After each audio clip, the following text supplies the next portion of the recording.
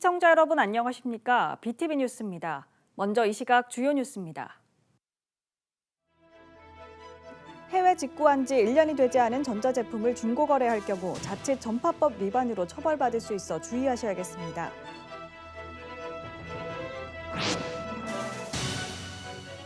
가덕도 신공항 건설 기본 계획이 잠정 확정되면서 부산시는 보상 업무와 함께 항공산업 수요에 대응하기 위한 인재 육성에 나섰습니다.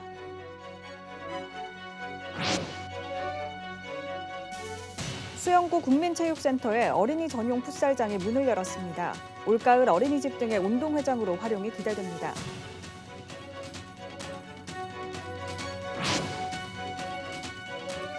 부산의 한 요양병원 사회복지사가 연고가 없는 치매 환자의 정부 요양급여를 가로채 경찰에 붙잡혔습니다. 경찰은 유사 사례가 더 있는지 수사를 확대해 나갈 방침입니다.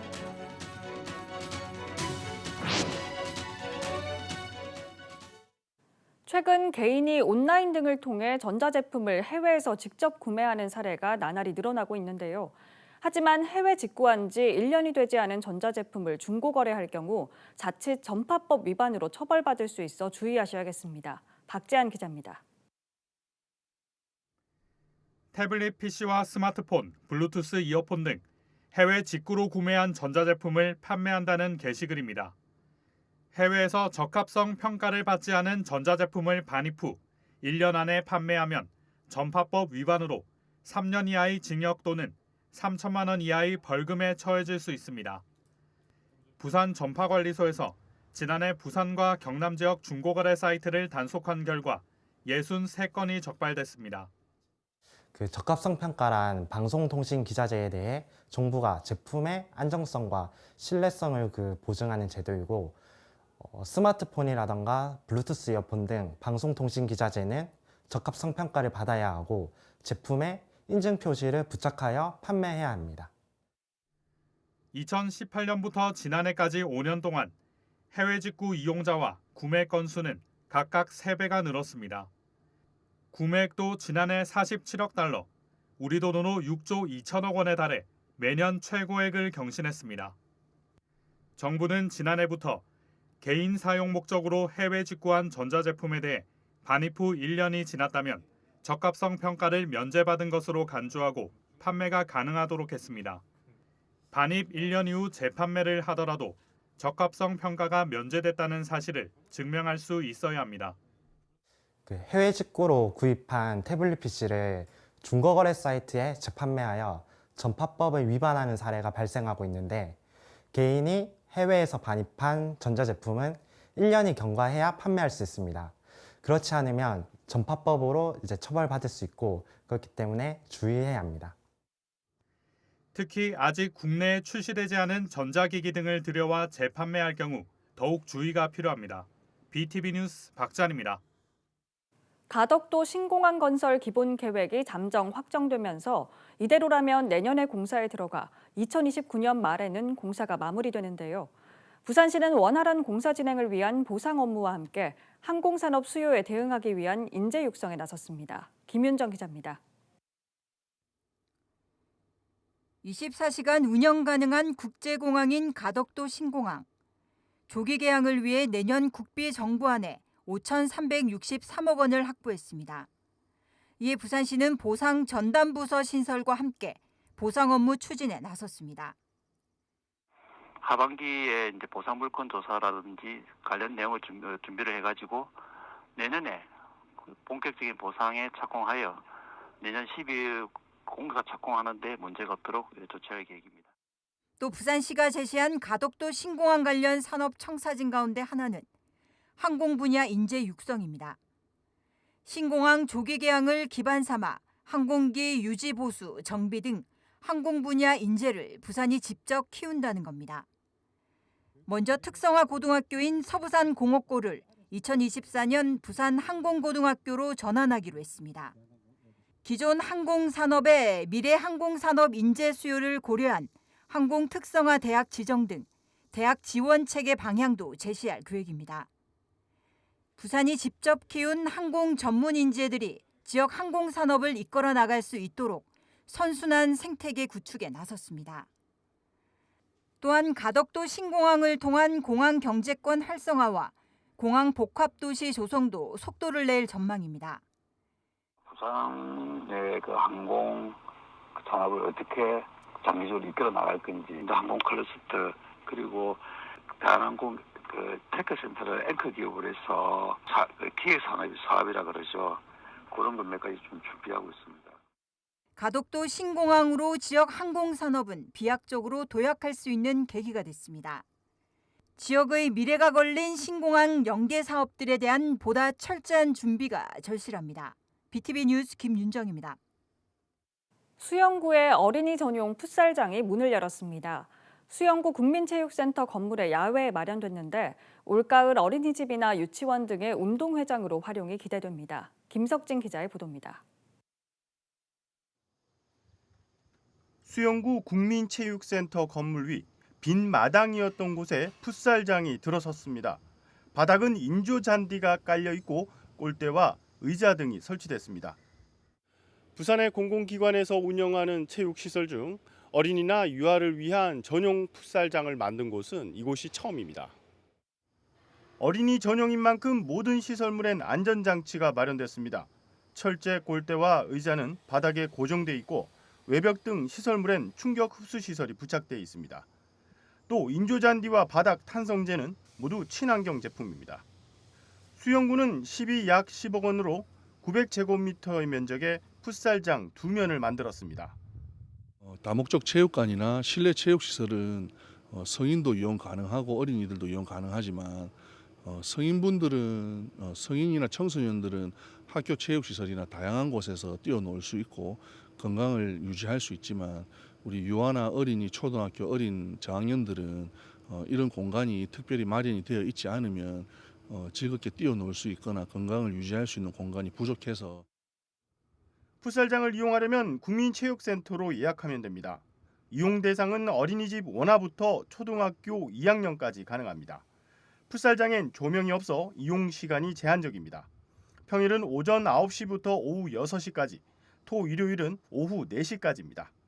이용료는 시간당 24,000원으로 2면을 모두 쓸 수 있습니다. 국민체육센터는 풋살뿐만 아니라 모든 놀이 활동이 가능한 야외 운동장으로 많은 어린이들이 이용하길 기대하고 있습니다. BTV 뉴스 김석진입니다.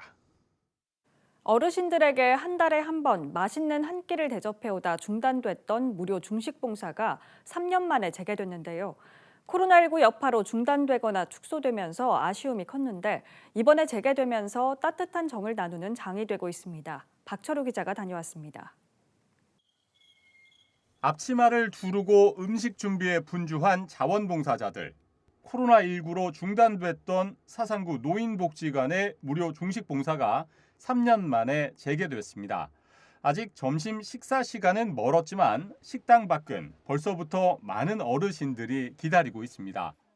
주방에선 각종 야채를 넣고 춘장과 함께 넣어 만든 소스가 완성되고 정성 가득 금방 만든 짜장면이 어르신들께 건네집니다. 이 짜장면이요 진짜로 맛있어요. 내가 여기 한 달, 두 달도 아니고 몇 개월을 갖다가 제가 여기까지 이용을 하고 사용을 해봤지만 진짜 맛있어요. 부산시 중식봉사 사상구 연합회는 매달 한 번꼴로 지역을 돌며 지역 주민들에게 짜장면을 제공하고 있습니다. 하지만 코로나19 여파로 중단되거나 축소되면서 아쉬움이 컸었는데 이번에 재개되면서 따뜻한 정을 나누는 장이 되고 있습니다. 베풀어 주니까 얼마나 고맙습니까. 진짜 한 대씩 먹고 가니까 너무 기분이 좋고요. 맛이 있고 없거나 한 먹고 나면 너무 기분이 좋습니다. 10년 넘게 이어지고 있는 사랑의 중식 봉사는 지역 대학의 후원 등 코로나 여파에도 관심은 끊이지 않았습니다. 10여 명에 이르는 자원봉사자들의 지속적인 활동도 큰 버팀목이 되고 있습니다. 기금이라도 좀 조성되면은 사상구 전체 많이 댕기면서 한 달에 뭐 2번이 아니라 뭐 4번 다 할 수 있는데 그런 쪽만 우리가 좀 되면은 꾸준히 하고 싶습니다. 중단되거나 축소되면서 긴 3년의 시간을 지나 다시금 이웃사랑에 나선 중식 나눔 봉사. 어르신들에게는 마음까지 따뜻해지는 든든한 한 끼가 되어주고 있습니다. BTV 뉴스 박철우입니다.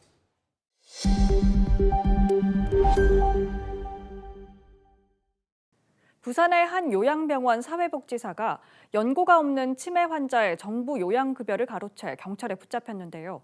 자그마치 1억 원이 넘는 돈을 빼돌린 것으로 경찰 조사 결과 드러났습니다. 박철우 기자입니다.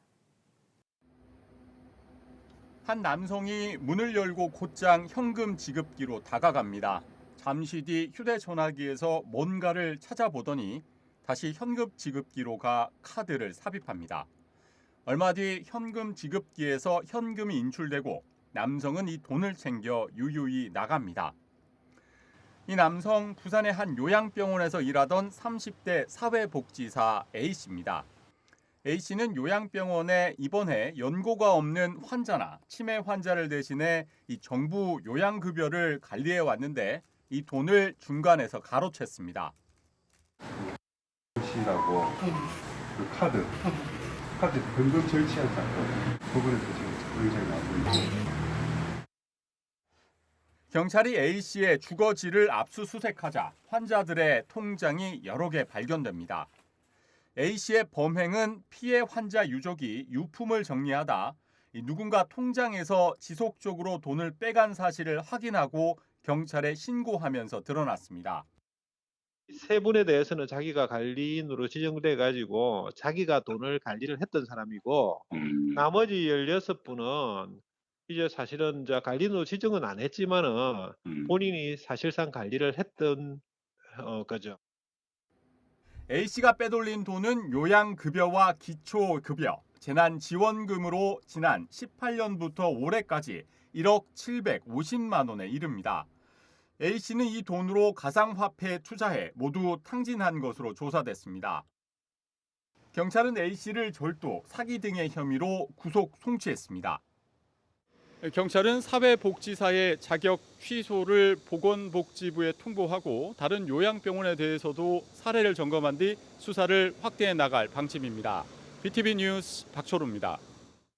부산시 교육청이 올해 제2회 추경 예산안 924억 원을 부산시 의회에 제출했습니다.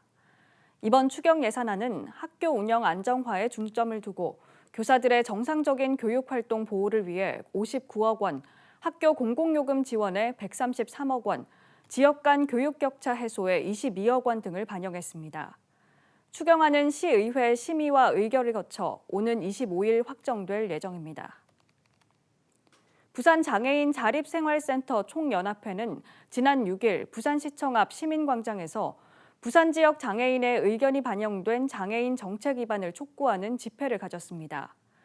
이들 단체는 부산 지역 장애인이 배제된 정책 협의는 무효라며 부산시의 장애인 정책 협의 내용 백지화를 촉구했습니다. 7일 서동구 안병길 국회의원이 개식용 금지 특별법안을 대표 발의했습니다. 법안은 식용을 목적으로 개를 사육 또는 증식, 도살하거나 개로 만든 음식물을 운반, 보관, 판매 또는 그런 행위를 알선하는 행위를 금지하고 있습니다. 또 정부가 식용 개 농장의 폐쇄와 전업에 대해 지원하는 등의 내용을 담고 있습니다. 거리두기 전면 완화로 크게 늘 것으로 예상됐던 부산 지역 해수욕장 방문객이 오히려 지난해보다 300만 명 넘게 줄었습니다.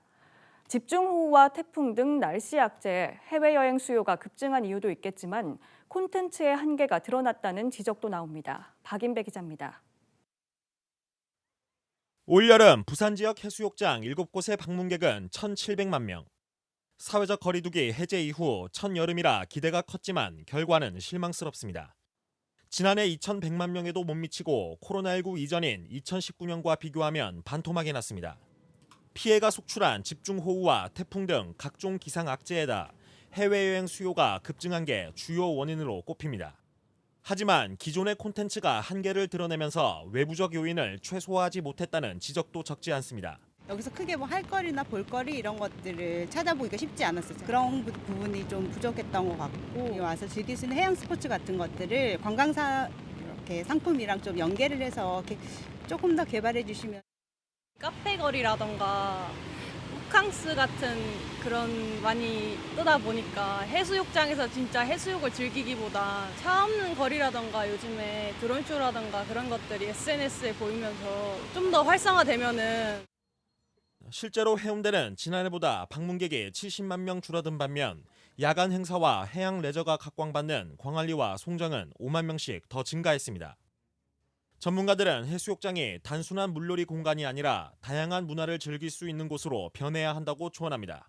차별화된 콘텐츠가 어떤 문화적인 요소일 수도 있을 것 같고 아니면 뭐 송정이나 양양과 같이 해양 레저적인 콘텐츠일 수도 있는 것 같고 그래서 그 각각의 해수욕장이 자신의 특성을 바탕으로 해서 좀 차별성 있는 콘텐츠를 제공하고 단순한 해수욕장과 다른 모습을 보여줄 때 대표적인 여름 휴양지라는 명성이 경제 활성화에도 크게 기여하는 만큼 부산 바다의 매력을 알리는 데 깊은 고민이 필요해 보입니다. HC 뉴스 박인매입니다. 발달장애인 작가들의 특별 전시회가 열리고 있습니다. 장애에 대한 편견을 뛰어넘어 그림으로 세상과 만나 이야기하고 사람들에게 꿈과 희망을 전하는 전시회를 김한식 기자가 취재했습니다.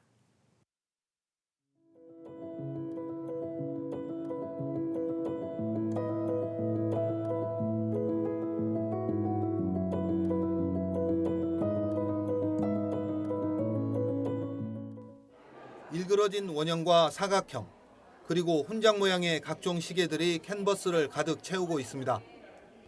각기 다른 시간과 장소에서 느꼈던 작가의 감정을 담은 작품, 타임캡슐 속 나만의 시계입니다. 거대한 로봇 위에 건물들이 늘어서 있고 지하철까지 달립니다. 작가의 상상력으로 만든 미래의 도시입니다. 발달 장애인들의 작품들이 전시 중인 블루아트 특별전입니다. 이 작품은 다양한 선을 이용해 우거진 숲과 나뭇가지 위에서 쉬고 있는 동물을 표현한 나무늘보의 휴식입니다. 편안한 몸짓과 표정이 마치 살아있는 것처럼 느껴집니다. 작가들의 각기 다른 독특한 작품 세계는 사람들에게 경험하지 못했던 세상을 보여줍니다. 표현할 수 있는 다양성에 한계가 없다는 게 느껴졌어요. 편견을 가지고 바라봤다는 게 조금 제 자신이 좀 그렇고 놀라웠습니다. 퀄리티 높다고 해야 되나? 뭐 그런 부분들이 조금 있는 것 같아요. 그렇게 흔히 전문 작가들이 그리는 것 못지않게 상당히 좋아요. 조금 쉽게 다가가고 좀 편안하게 되는 것 같아요. 제가 볼 때는. 이번 전시회에 참여한 작가는 모두 9명, 모두 발달 장애인들입니다. 그동안 다양한 전시회에 작품을 선보이며 세상과 만났습니다. 이번 전시회 역시 자신의 그림을 통해 많은 사람들과 이야기를 나누기 위해 참여했습니다. 장애인에 대한 편견을 없애달라는 부탁이 아닌 당당한 작가로서 성장하는 것을 지켜봐 달라는 겁니다. 부족해서 좀 더 열심히 하겠다는 생각, 이거 자신만의 작품을 구축해보자. 표현을 다양하게 해보고 남은 중요하지 않으니 너 자신을 많이 봐라. 전시회장에는 발달 장애인들의 가족들도 함께 참여했습니다. 처음 붓을 잡을 때부터 화가로서 성장해온 과정을 지켜봐온 가족들. 이런 전시회를 통해 자신의 가족이 세상과 더 가까워지고 한 걸음 더 성장하기를 기대합니다. 앞으로도 우리 한 인간으로서 존중받으면서 같이 수평 관계로 독특함, 다양성 이런 부분들 존중받으면서 살아가야 되지 않나. 그런 지점에서 이런 전시회가 열리는 게 굉장히 의미가 있고 앞으로도 더 많이 열렸으면 좋겠습니다. 자신의 한계가 어디인지 시험해보는 도전에 나선 9명의 발달 장애인들. 이들은 오는 8일까지 관객들과 만나며 꿈과 희망을 선사합니다. 헬로티비 뉴스 김한식입니다. 국립부산과학관은 국내 최대 메이커 축제인 2023 헬로메이커 행사에 참여할 메이커 50여 개 팀을 모집합니다. 모집 분야는 개인과 단체, 기업 메이커 부문 등으로 참가를 희망하는 메이커는 헬로메이커 공식 홈페이지를 통해 9월 20일까지 신청서를 제출하면 됩니다. 올해 7회차를 맞는 이번 행사는 오는 10월 28일과 29일 양일간 부산과학관에서 개최되며 다양한 분야의 메이커와 시민 만남의 장을 통해 창작물과 경험을 공유할 예정입니다. 사상구 주례 이동 경로당에서 진행 중인 스마트 드럼 놀이 수업 과정이 어르신들에게 호응을 얻고 있습니다. 화요일과 목요일 주 2회 진행되는 스마트 드럼 놀이 수업은 LED 불빛과 리듬 게임을 통해 어르신들이 쉽게 드럼 연주를 할 수 있게 해 음악과 악기에 대한 친근감을 높이고 치매 예방에도 도움이 되고 있습니다. 이어서 포토뉴스입니다. 남구는 지난 1일 구청 대회의실에서 부산 남구신문 명예기자 23명에게 위촉장을 전달했습니다. 남구는 지난 4일 구청 대강당에서 지역 주민이 참여한 365 안전협의체 발대식을 갖고 위촉장을 수여했습니다. 남구는 지난 5일 동명대학교에서 주민 50여 명이 참여한 가운데 열린대학을 개강했습니다. 남구 장애인복지관은 티머니 복지재단의 장애인 시내버스 이용 활성화 지원 사업에 선정돼 지난 5일 대학생 서포터즈 30명과 장애인 참여자 5명이 참석한 가운데 발대식을 가졌습니다. 앞으로 대학생 서포터즈들은 장애인과 1:1 매칭으로 저상버스를 타고 장애인들의 대중교통 이용 현실을 몸소 체험하게 됩니다. 부산시 체육회는 오는 9일 송도해수욕장 특설경기장에서 민족 대명절인 추석을 맞아 부산 씨름왕 선발대회를 개최합니다. 이번 대회는 부산의 16개 구군을 대표하는 남녀 200명이 참가해 실력을 겨룹니다. 부산국제어린이 청소년 영화제인 비키는 비가와 연기됐던 비키랑 북구랑을 오는 16일과 17일 양일간 금곡 청소년 수련관 공연장과 대천천 야외 무대에서 개최한다고 밝혔습니다. 이번 상영회엔 영화제 개막작인 반짝반짝 빛나는 등 6개 작품이 무료로 상영되며 영화가 끝난 후 영화 읽기 프로그램도 진행됩니다.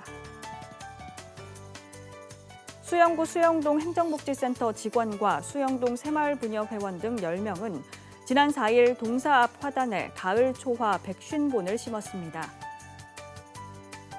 수영구 평화교회는 지난 5일 망미 일동 행정복지센터에 어려운 이웃을 위한 200만 원 상당의 온누리 상품권을 후원했습니다. 수영구 밀락동 행정복지센터는 어르신 돌봄 취약 가구에 구급함을 전달하고 안부를 확인했습니다. 수영구는 지난 4일 망미동 도시재생 현장 지원센터에서 도시재생 주민대학 개강식을 가졌습니다. 이번 강의는 오는 11월 6일까지 매주 월요일 2시간씩 진행됩니다.